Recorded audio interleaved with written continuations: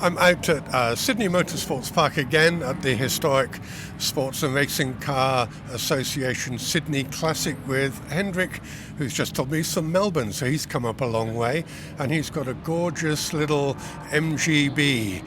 So Hendrik, you've just finished. How was that race for you? It wasn't too bad. It could always be better, because when you get overtaken by other people, that's never nice. You want to stay in front of them.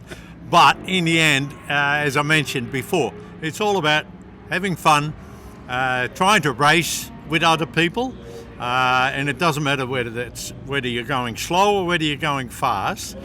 If you've got somebody that you can dice with on the track, you can have some fun. They'll overtake you. Maybe you have an opportunity to overtake them back. And that way, you have a bit of competition going just between the two of you. Yeah. And that's quite often already enough. You don't need to finish up the front.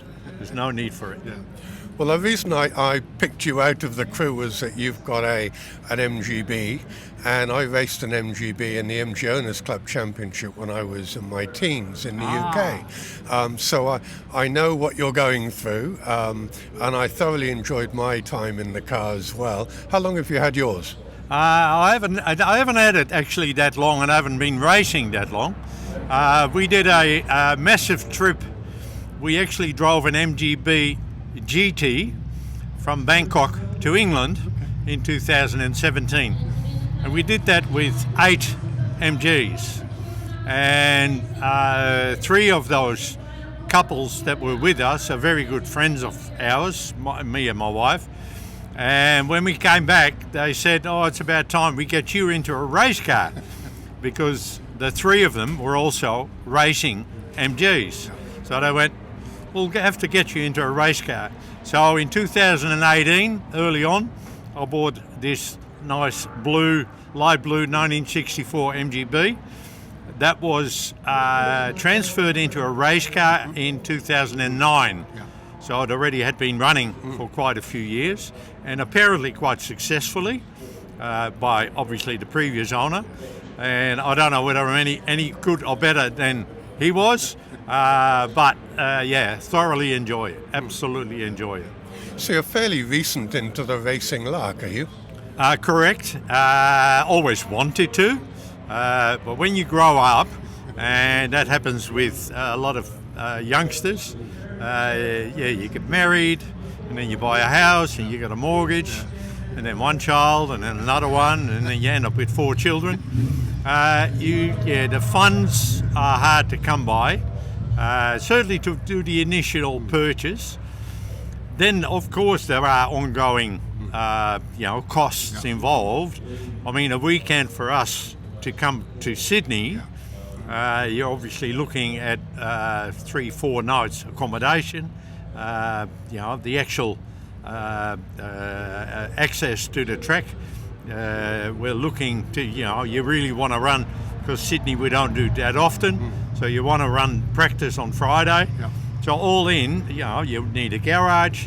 All in, you're looking at about $1,300 just to be here. And then on top of that is your fuel, your accommodation, etc. Yeah. Now, I don't want to scare anybody off. This is going to Sydney. Yeah. A Melbourne weekend, we got quite a few racetracks around Melbourne. A Melbourne weekend will probably set you back probably roughly about $1,000. So that's not too bad compared to coming to Sydney. Yeah. But if you think about spending $1,000 on a long weekend and doing something that you really enjoy, chances are other people are spending $1,000 on something else that doesn't give them the same enjoyment that you're getting. Well, I'm sure that my wife is also spending $1,000, not necessarily on clothing, but she's got various hobbies. Yeah. Knitting and sewing and whatever she's doing. There's a bit of money going that way. It will maybe not be $1,000 on the weekend, but if you spread out over a whole year, then obviously. But it's, there are young people having the opportunity to, have the funds to be able to do this. And there's people racing with us that have raced all their lives. started out with the minis or their MG midgets. There's one chap racing with us. He's in the beautifully red RV8 MG. He used to race minis and midgets in his young days. So it is possible, and he's got a family and he's got a business. So it's not that you've got to put your priority somewhere. And if it's really something that you enjoy doing, go for it. Do it. Life's too short. Do it. I remember when I did a racing driver's course, and one of the instructors was talking to me, and I said, well, I live in the furthest tip of southwest Wales, and all the tracks are up in England. And he said just the same thing. If you really need to do it, you'll find a way of doing it, because that will just encompass you in what you did. So I had a road-going MGB, 1965. Put a full cage in it, the harness, the seats, the lot, and then did the road-going championship. But there were modifieds as well in a separate category, and one of the guys ended up in British Touring Car Championship, starting in a modified MGB. So, you never know where it takes you. And that's exactly right. I mean, me starting so late, I'll be turning 70 this year. So going back a few years, I was 62 when I started racing. But I did a similar thing as what you did. When I was 19, 20 years of age, I did a racing course at Zandvoort in Holland. But when I wanted to buy something that would get me on the track, my dad gave me a kick up the arse and said, no, you're not doing that, because that was actually a road-going car. Turned into also a racing car. And he said, if you bring that on the weekend, you haven't got a car to get to work. And there's no insurance company that will pay for it. So he went, it's not happening. And sadly enough, it never got away from there. And then, as I mentioned, there's you're getting married, and, when the money goes elsewhere. Well, my father was a mechanical engineer, so we'd put the car on a trailer behind a big American Motors Jeep, and he would come with me to the circuits, offload it, and then he would watch me race. And I remember I got a great photo of me coming back, being towed into the paddock, and my father had listened to me on the track, and he could sense something was wrong, and the fuel pump had given up.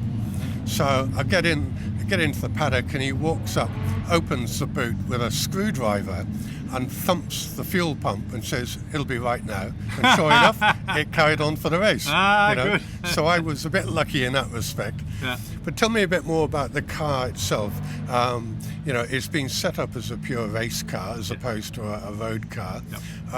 What sort of modifications were done before you got it? I'm not 100% certain. Obviously, the car was lowered.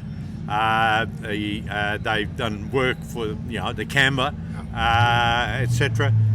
They've fitted some extra bits and pieces on the rear suspension, but the brakes are still relatively standard. You do use obviously racing brake pads, but the discs are standard. The rear drums are still on the car, so we haven't modified it from that point of view. It does have racing shoes, which you need to use, otherwise it's too hard. But apart from that, the roll bar and the racing seat, etc., the modifications for your power pull off, etc., the safety issues. Nothing that much more has been done to the car, apart from the fact, of course, take as much weight out of it as you possibly can. And it's got a special fuel cell in the back. But apart from that, it's still a pretty standard MGB. Obviously, the engine has been worked. I definitely wouldn't be where I would be now if I wouldn't have a worked engine. But we do need to do some more work to it, because it wasn't as powerful as I was here when I was here 3 years ago. And the championship you're in, is that just purely for MGs? Yes, correct. And they have a fairly strict set of rules around what you can do to the cars. Yes, there are, and certainly nowadays our classes are very separate. Obviously, we have a V8 class.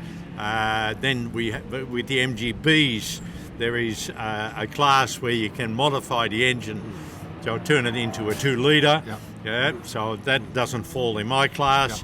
You got your SB class, which mine does fall into. And there are strict rules to stick to that. Then you have your modern, where the MG ZRs and the other the T class, they run into that. So there's various classes. Otherwise, the old days that you had a full MGB circuit with 20 MGB. Unfortunately, those days are gone.